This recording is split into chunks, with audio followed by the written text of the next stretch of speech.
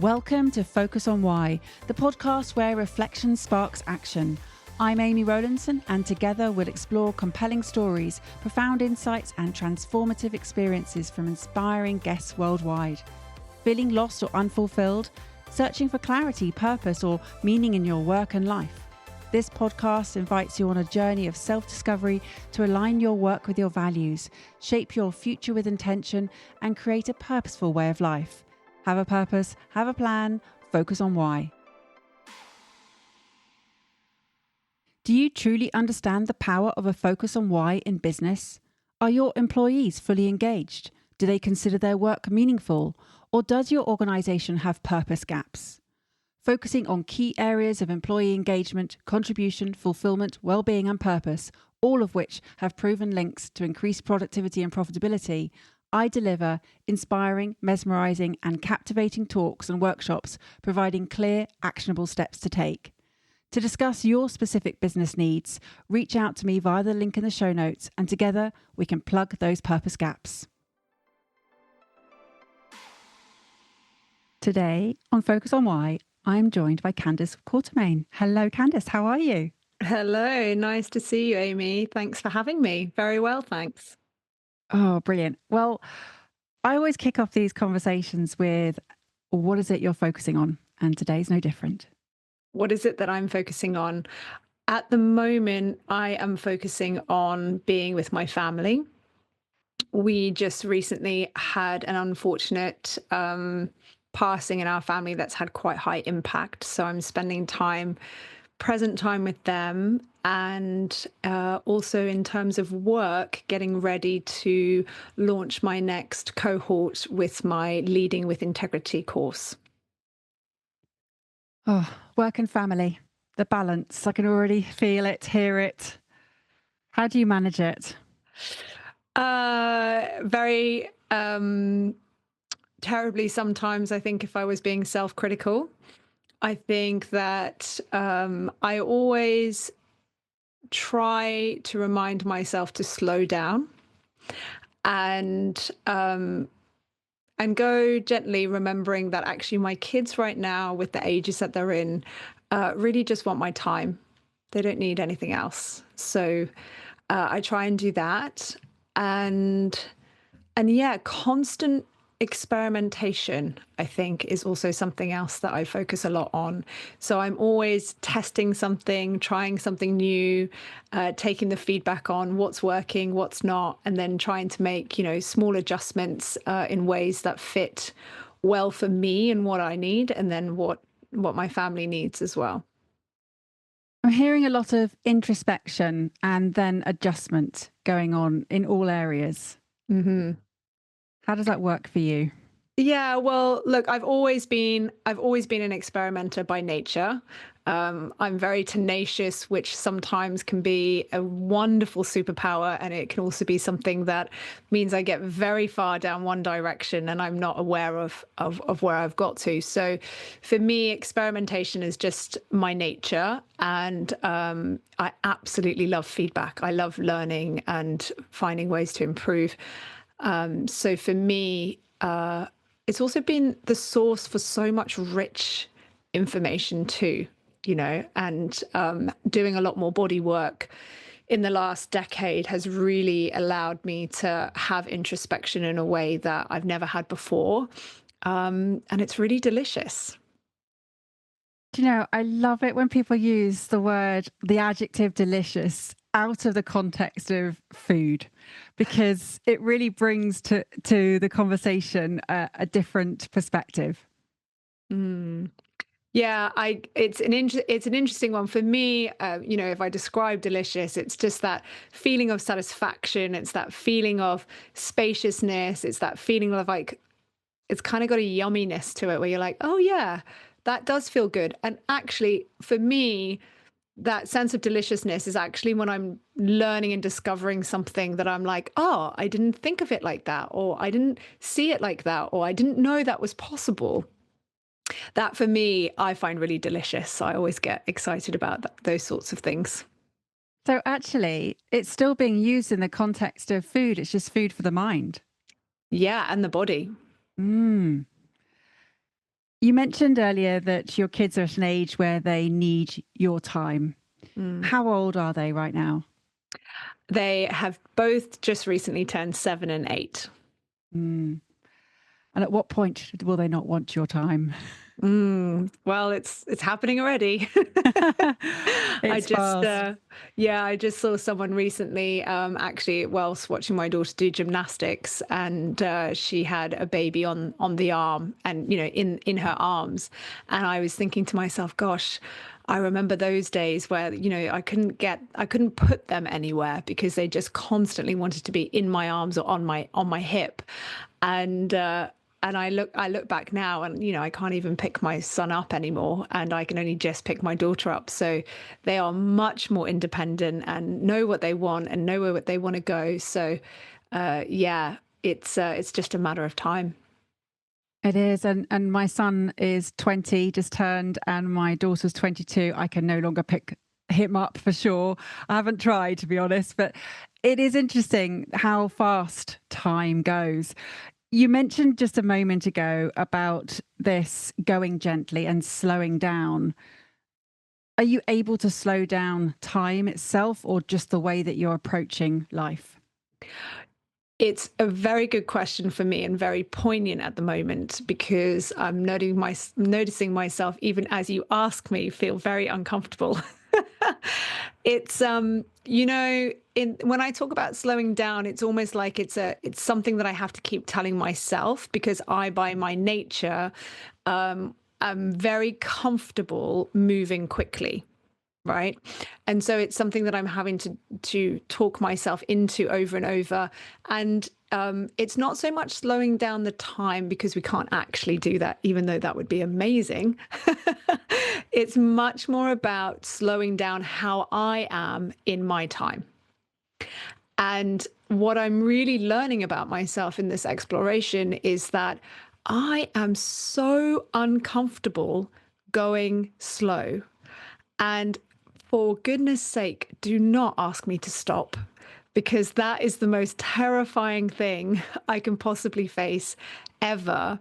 So I'm in this new sort of I guess phase now where I'm trying to notice that more. I'm trying to notice this immediacy, this comfort, this unconscious reality that I have of moving faster and faster because I know it so well, and trying to just, even if it's just catching myself to breathe a couple of deeper breaths or just feel my feet on the ground, just trying to slow myself down, mostly to bring myself back into the room because often my mind and my body are in very different places. And also just to notice what's around me because often I'm going at 50 miles, probably more than 50 miles an hour, noticing that there's resources and there's people or there's other options or things that I can be doing that might not give me back time, but might give me better ways of using my time that could work with me, that are more healthier, more balanced, more honest, and more in line with my integrity. And I'm interested to understand how you measure the speed you're going and how you know that it's so fast. Mm. What is it you're measuring it against or with? So I think the thing for me that I really notice is actually when I've done a real acceleration into something, I've got myself really busy, and then I notice that I'm doing behaviors that I think, oh, that's not great. Why am I doing that? Or all of a sudden I get overwhelmed with a huge sense of tiredness, or maybe that plays out through frustration or anger, disappointment sometimes, because often I'm moving really quickly that I haven't achieved as much as I plan to achieve in the time that I've given myself to do it. So it's normally an afterthought. But that in itself is still an invitation to kind of loop back around and say, okay, how can I do this differently? What is it that I need to know and notice in this moment? And that invitation to loop round, you've mentioned it a couple of times now, leading with integrity. Share Mm. with me what that means. So, leading with integrity is about tuning into your whole body, Often we talk about our sort of our neurology and our physiology being separate things, but actually they're not. Our entire body is a living, breathing, hugely intelligent being that's made up of over 40 trillion cells. And these 40 trillion cells are here in service to support you, right? And they're constantly communicating to you around what they need. So when I talk about leading with integrity, it's about learning and accessing more of ourselves so that we can really listen. We can really tune into that intuition. We can really hear what these 40 trillion cells are actually wanting and needing from us. And from that place, use our time and energy more effectively in service to us. Yeah, I love it. And this in service is so well aligned with purpose, because when you are showing purposeful action or demonstrating something that is so aligned with yourself, you are being in service not only to yourself, but to others. So share with me how leading with integrity folds into your purpose. Good question. Purpose is an interesting one for me to define. I know it's your bag and something you're very passionate about. For me, I think of purpose on the micro and then the macro, right? So on the micro level, my purpose is to live. My purpose really is about creating the conditions for me to thrive. And knowing that when I do that on the micro level, I then can be in service to the things that I want to gift into the world. So my purpose beyond me is that I am incredibly passionate about creating a regenerative world, a world that we can be proud to hand over to our children and their children's children. I'm really passionate about how we as human beings come together and collaborate in order to create the solutions that we need for a future, and how those dynamics work in a way that we feel safe to bring the best of ourselves to be in situations where we can be at our natural best. And for me, it's about understanding ourselves first and foremost, and knowing what that that integrity piece is, but also that kind of micro purpose is. And then it's about recognizing how we are then in relationship with others. How are we showing up in our relationships with our partners, with our families, with our work colleagues? And then how is that facilitating good intention into what actually needs to be impact, right? And the way that I do that in the world is I facilitate, I educate, I consult, and I work in these spaces really around developing tools so that we can work on the micro, which is the personal, and then we can work on the relational, ultimately striving to bring the natural best to the table for finding the solutions that we need.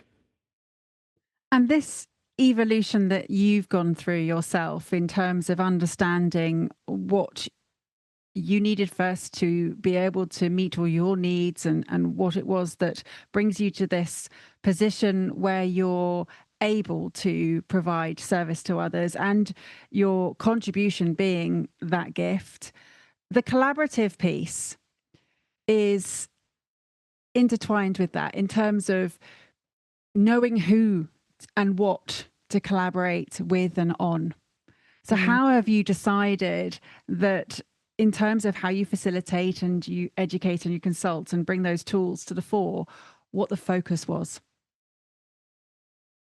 Well, I guess for me, the most valuable thing that I think that I can bring is lived experience. So I generally tend to orientate towards those places and spaces where I can talk to my lived experience and it's relatable to others.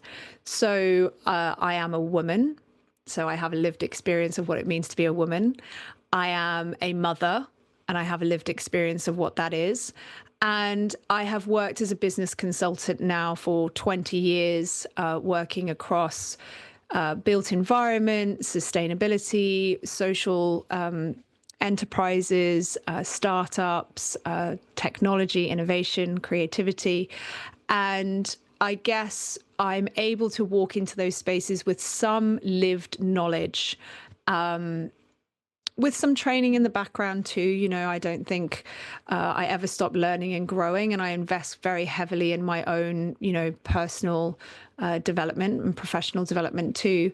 So, but everything is very hands-on. It's very practical. It's coming from a lived experience place. Yeah, I love that. And it is so important to step into what it is that you have experienced so that you do have that credibility and that authority.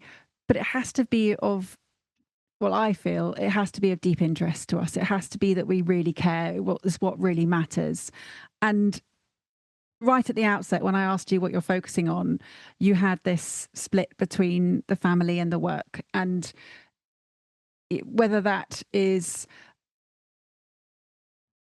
it's not measurable in terms of you can't balance it. I did ask, how do you balance that? And you said terrible from a self-critical perspective, but there is no answer to this question in terms of what is it that we can focus on in such that we are always in the knowing that that's what we need to be doing. Mm. I'm going to rephrase that because I lost my train. Let me start again. Lived experience. Where am I going? You said that lived experience is most valuable for you, Mm. and that to be able to talk from a relatable perspective, that ties in with the integrity for sure. What about the leading with bit? Mm. Well, something that always struck a chord with me was the invitation to be the change that you want to see in the world. And it really struck a chord with me because I recognized that at the time I was working on really big global projects actually around circular economy and this regenerative design. And what I recognized was, we really want to create global change, but very few of us are willing to actually create the change that we need to make within ourselves. So I come from that place. I come from, what can I be doing to be the change that I want to see in the world?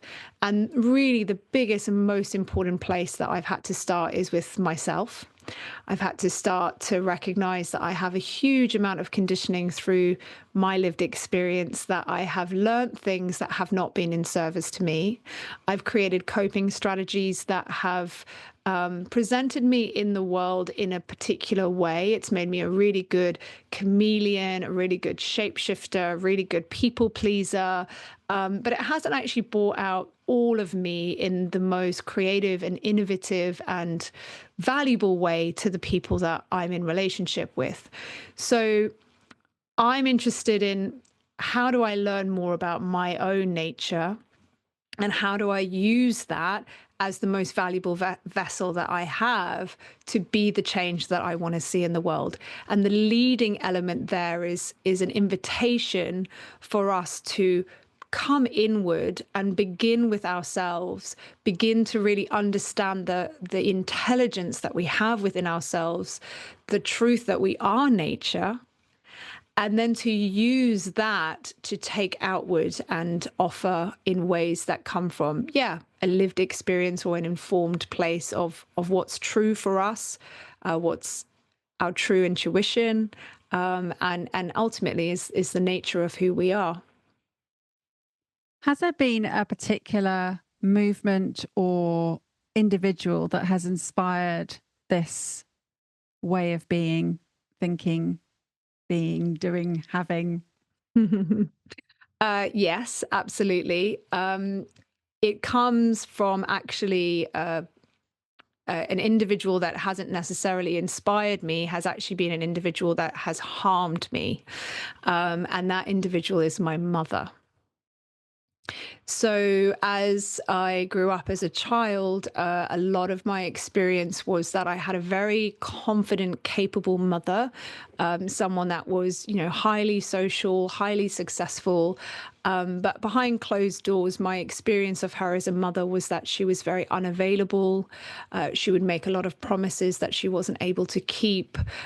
She would expect many things of me in terms of, love and trust and things like this that taught me to behave in a way that was all about making her happy, all about making sure that she was okay, all about living up to her expectations.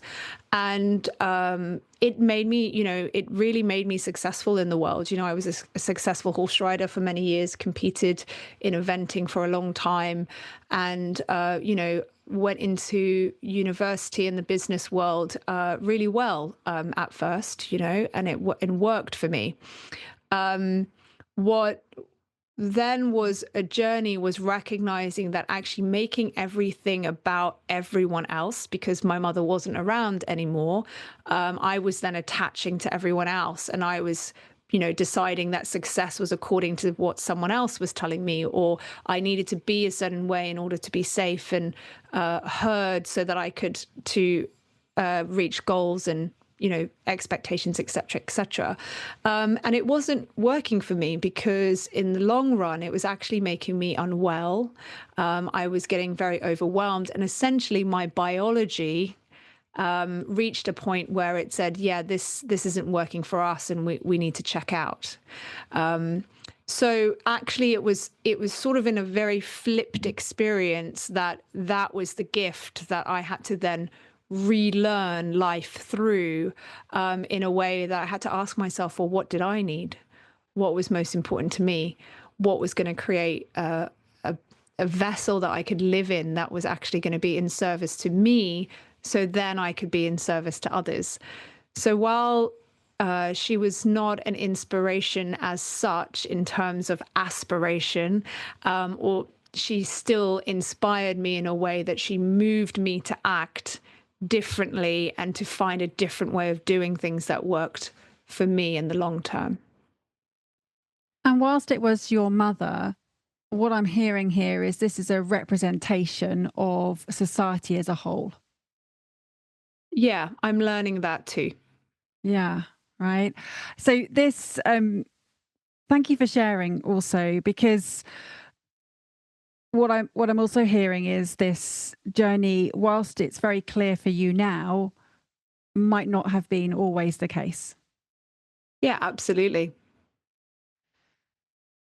The making everybody else, or the desire to people please, is something that we experience often. And it's just taking that moment back. And you said sometimes that could be terrifying to slow down, but Mhm. actually it is in the reflection where we see what's going on, and that taking the pause to do that is invaluable. Not always easy, definitely, mostly painful in some respects, right? But the exchange of achievement for love, that's something that I recognize, having lived in that paradigm for majority of my life and unraveling it now, that I don't have to achieve to be worthy of love, is a huge one. Mm. Yeah. Share with me what it is for you, this unraveling of understanding now, this new definition of success for you. Well, I think for me, it just makes going about the day to day feel more satisfying. It allows me to actually do a lot more. By being more, I'm able to do more or gift more to the things that are important to me, and it makes, I guess, it sort of just makes it more fulfilling for me personally. So, success for me is health. Success for me is having relationships that I can be exactly who I am, in the different versions of me that I am. And I can be welcomed for that. I can feel like I belong.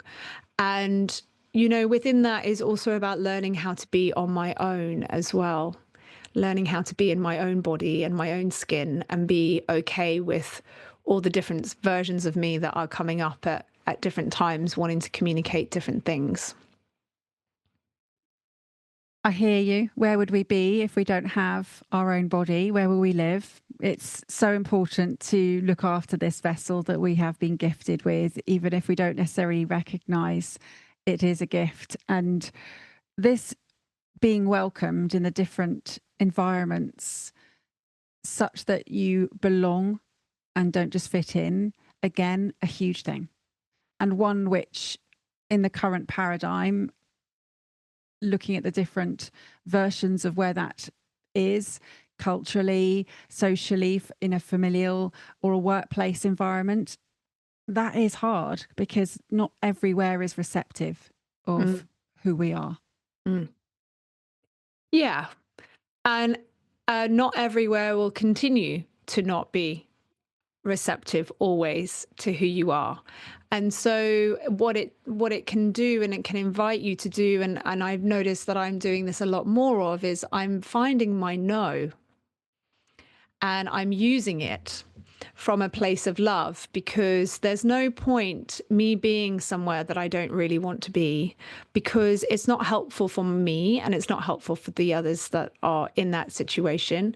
And also, it doesn't give other people the opportunity to find someone that it really is a yes for, right? Because we're all so different. And so, often we do things out of obligation, but energetically we show up with one foot out the door, or we come with an attitude or a vibe about us that clearly communicates we don't want to be there, or we don't trust in the thing we're doing, or we don't feel safe.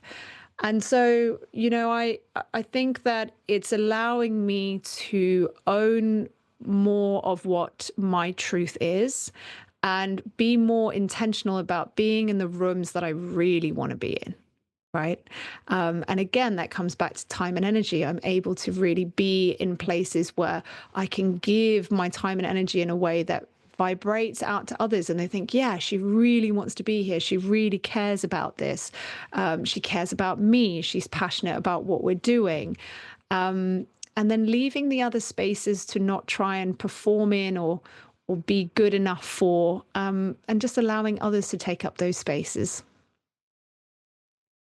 And this relearning life, what has been your greatest learning so far? Mm, so I did a somatic coaching course with the somatic school, and I think one of my greatest moments was coming out that course. Just declaring that I am in a body. I have been gifted this incredible vessel that has 40 trillion cells, that is working in service to me 24/7, has no idea what's going on outside of itself. And all it cares about is my health, my wellness, my happiness. And everything it's communicating to me is designed for joy and for pleasure and for all the good things that we love in life. That's its job, right? Um, and I think that's been one of the biggest things to take away, is recognizing that my biology is working for me. And it's something to be enjoyed.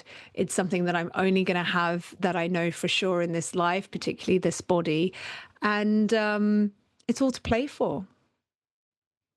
And knowing that that has been your greatest learning and being able to take that into the role of mother as well as leader and all the other ways that you show up, what's the greatest impact of this learning for you going to be? Well, I think that, if others can recognize just how intelligent they are within their own bodies, and they can find the tools and the skills to start to really embrace that, then we have individuals going into places and spaces where they're tuned in, right? They're tuned in, they're aware, they can take ownership of how they're feeling, they can be accountable for what's going on for them, and then they can be true and honest with others. I think that that for me is the most valuable thing, because from that place, what we can do in relationship and connection to one another is infinite. It really is. And when I think about my kids, I can be in a place of being really honest and open with them. I often say this to my kids, I have never been in a body at this age. I have never been a mum to the ages that you are. I've never experienced your bodies at this age from this perspective. So I'm doing the best that I can. But honestly, I have absolutely no idea. So when we can be really honest about that and we can embrace it, we've got the principles in place, but we're not coming from a place of right or wrong. We're coming from a place of experimentation, from lived experience, and we're open.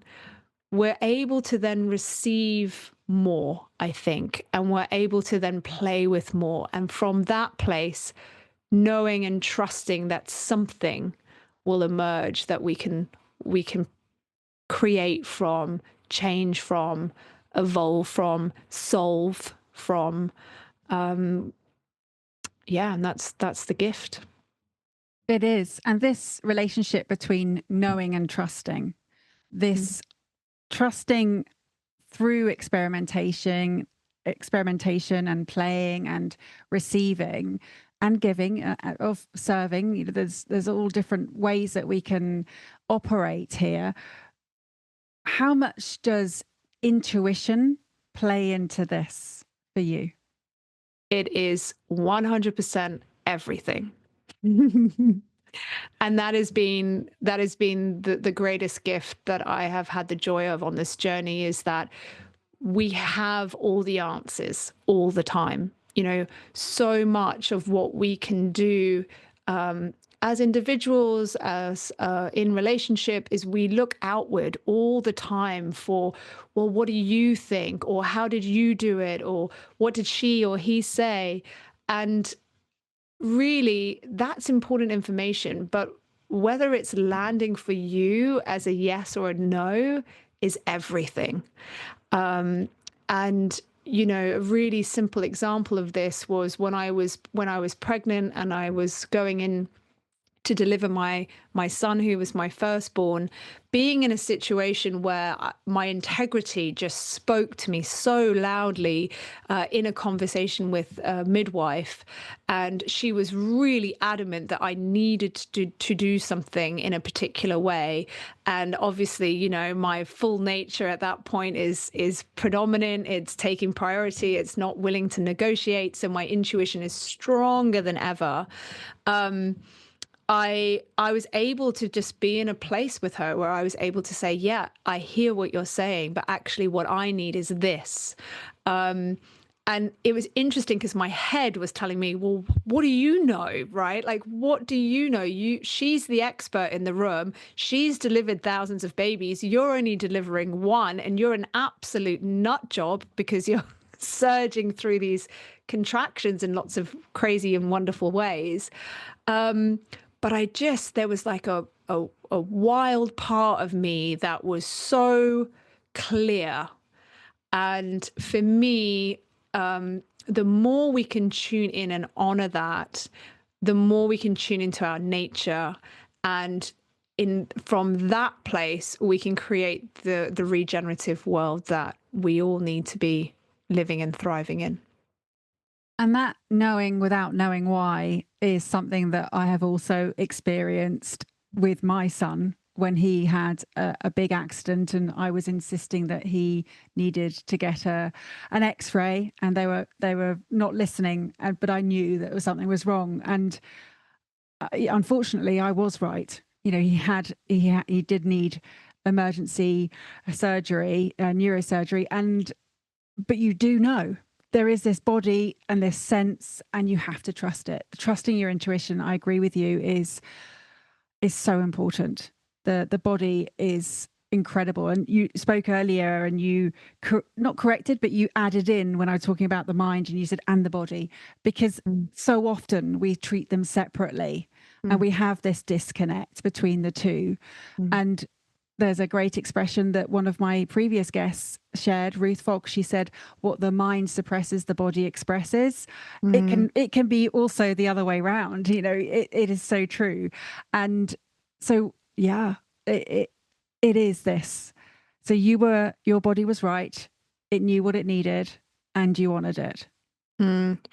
And I will also say that there have been many, many other occasions that still happen every day where I ignore it and I suppress it and I tell it not now. And I question myself because I take the information my intuition is gifting me and I put it through the lens of my mind, which I'd like to think is always rational and logical, or I put it through the lens of another person and they reflect back to me that it isn't rational or logical. So often I will abandon my intuition for what I think is right in the moment, what I think the other person thinks, or what I think the situation is. So for me, particularly with my Leading with Integrity course, this is about learning to build a relationship with your intuition, that when she does speak, when she does present that actually she's got a different way of seeing it or she needs something, we've built that relationship up, right? So we can hear it more clearly, we can have more confidence with it. And that's an everyday, constantly evolving truth, like any good relationship is. It's so interesting, isn't it, that we're much more comfortable to seek external validation than to trust something that has so much connection with trillions of cells of connectivity, and yet we think that that is less logical and rational. Mm. Mm. Well, unfortunately, we've been taught that. And I think there's also something to be said here as well for women. We have incredible senses. Often people might hear the term, oh, you're so sensitive. Well, for a woman, that's actually a compliment. We are very sensitive. We tune in, we feel on many, many different levels. And therefore, our intuition is actually strong. Right? It's a value into our workplaces and our families and our relationships and society as a whole. So really, it's about recognizing that actually this intuition for a woman is so powerful and such a beautiful gift to give to the world. And yet often we're told that that's not true. So we have to find the pathways back. We have to find ways to tune into it that does feel true, and to be in places and spaces that validate us and show us how to work with it and how to use it, because it's not something that we're taught. I'm with you. And this gift that you're willing to contribute to the world through collaboration, through the regenerative circular economy, and designing a space that's going to be a beautiful one for your children's children, their children's children's children, for generations to come. This involves more than you. It involves so many people, all of us, to pull together.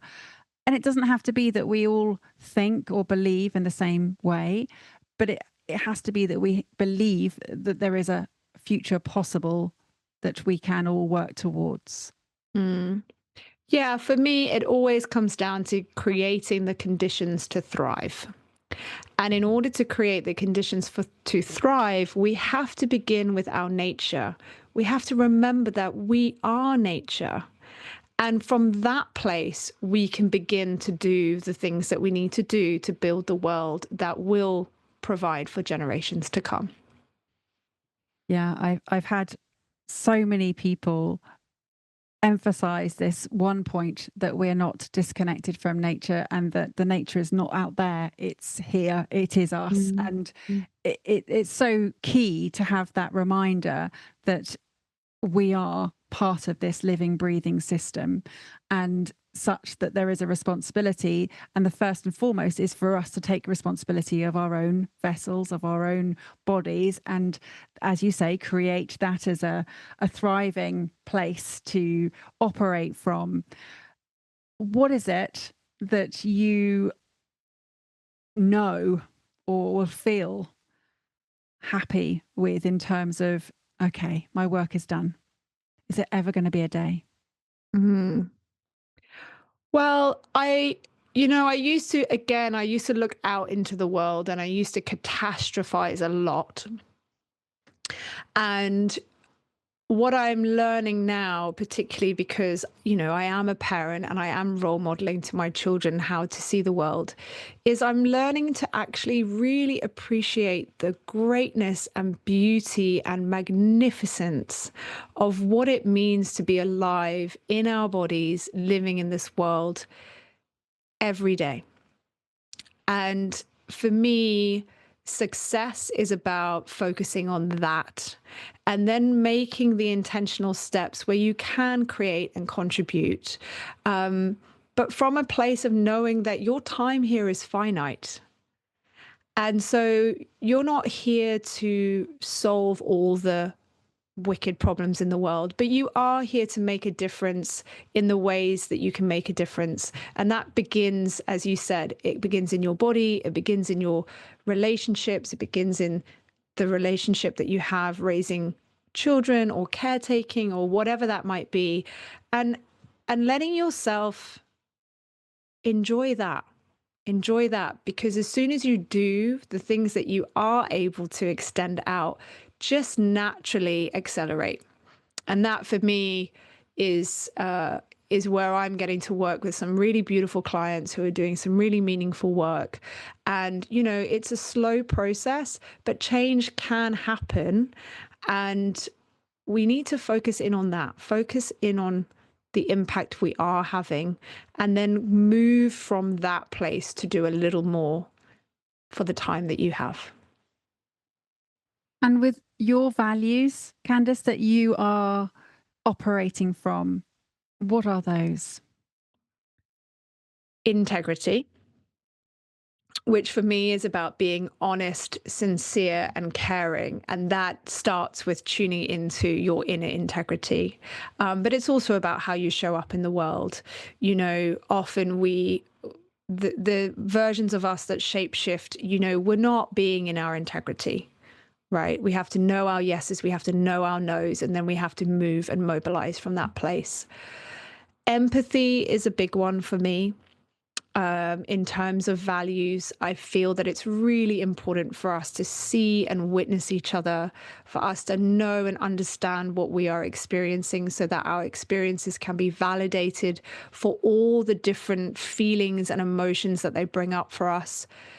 A human's ability to be able to be with someone and say, I see you, I hear you. It's not for me to tell you what I think you should do or how I think you should resolve this, but rather to just be a companion and be by someone's side, knowing and trusting in their biology that they naturally will orientate and move exactly at the right time, exactly where they need to be next.